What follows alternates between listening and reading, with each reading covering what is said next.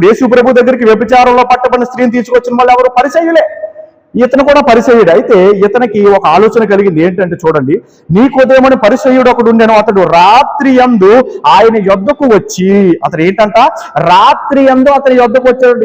రాత్రిపూట ఎందుకు రావాలి? పగటిపూట రావచ్చు కదా. పగటిపూట వస్తే అందరూ చూస్తారు.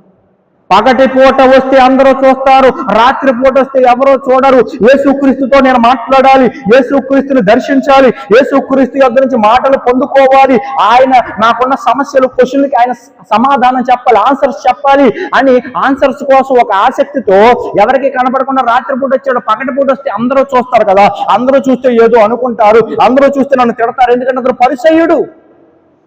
అతను ఎవరు? పరిసయ్యుడు. ఇంకొక మాట ఉంది, అతను అధికారి అలాగే పరిసయ్యుడు. అంటే అధికారం ఉన్నది, అతను ఒక పరిసయ్యుడు. అంటే పరిసయ్యుల తెగ, చెప్పాను కదా, పరిసయ్యుల తెగ అని ఇజ్రాయేలు దేశంలో అప్పట్లో ఉండే ఆ తెగలో ఉన్న వ్యక్తి. అంటే మిగిలిన పరిసయ్యులు ఏదో అనుకుంటారని చెప్పి యేసుక్రీస్తు దగ్గరకు వచ్చారు. ఎవరు? నికోదేము. ఇక్కడ నా పాయింట్ ఏంటంటే మొత్తం మీద వచ్చాడు. ఆ మాట అర్థం చేసుకోండి. ఇప్పుడు యేసుక్రీస్తు దగ్గరికి 8వ అధ్యాయంలో వచ్చిన పరిసయ్యులు, శాస్త్రులు ఎలా వచ్చారు? యేసుక్రీస్తు మీద తప్పు మోపాలని వచ్చారు. కానీ ఈ పరిసయ్యుడు ఎలా వచ్చాడు? నికోదేమని పరిసయ్యుడు యేసుక్రీస్తు గురించి తెలుసుకోవాలని వచ్చాడు, యేసుక్రీస్తు దగ్గర నేర్చుకోవాలని వచ్చాడు. ఇతను ఒక అధికారం ఉంది, పరిసయ్యుడు, జ్ఞానం ఉంది, ధర్మశాస్త్రం తెలుసు.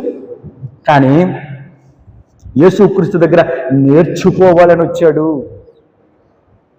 కొంతమంది ఉంటారు, కొంతమంది యేసుక్రీస్తు గురించి తెలుసుకోవాలి, లేకపోతే యేసుక్రీస్తు అంటే మాకు ఇష్టము అనేవాళ్ళు కొంతమంది ఉంటారు. వాళ్ళు ఏం చేస్తారంటే, వీళ్ళు ఏమనుకుంటారు, మా పక్కింటోళ్ళు ఏమనుకుంటారు, మా ఎదురింటోళ్ళు ఏమనుకుంటారు, మా ఇంటి పేరుటోళ్ళు ఏమనుకుంటారు, మా కులపోళ్ళు ఏమనుకుంటారు, మా మతపోళ్ళు ఏమనుకుంటారు, వీళ్ళు ఏమనుకుంటారు, వాళ్ళు ఏమనుకుంటారు అని చెప్పి చర్చికి రాకుండా, సేవకుని దగ్గరికి రాకుండా ఆగిపోయే వాళ్ళు చాలా మంది ఉన్నారు.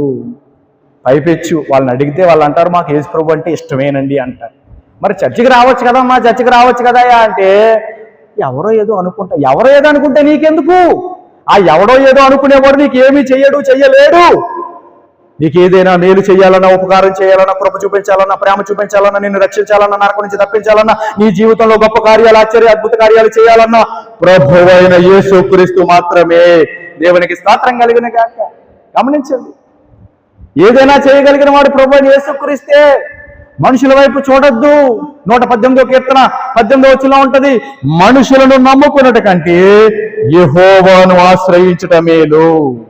మన వెర్షన్లో చెప్దాం అర్థమయ్యేలాగా, మనుషులను నమ్ముకున్నట కంటే యేసుక్రీస్తుని ఆశ్రయించుట మేలు.